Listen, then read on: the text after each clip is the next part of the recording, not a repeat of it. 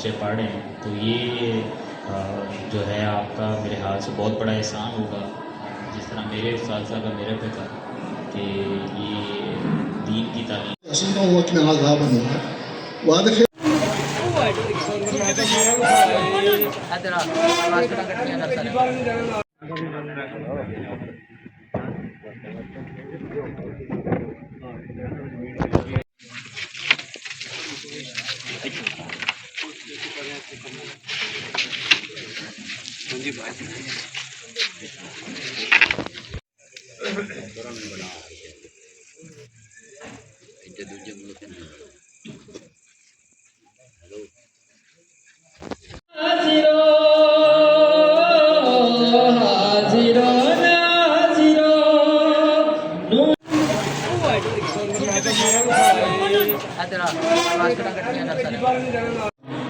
या इलाहुल आलमीन वतन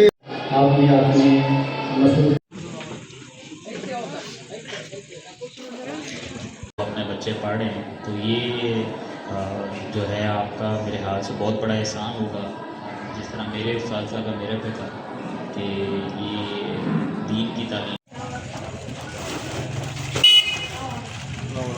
मुझे भी लानी है। आप भी आपने मसूद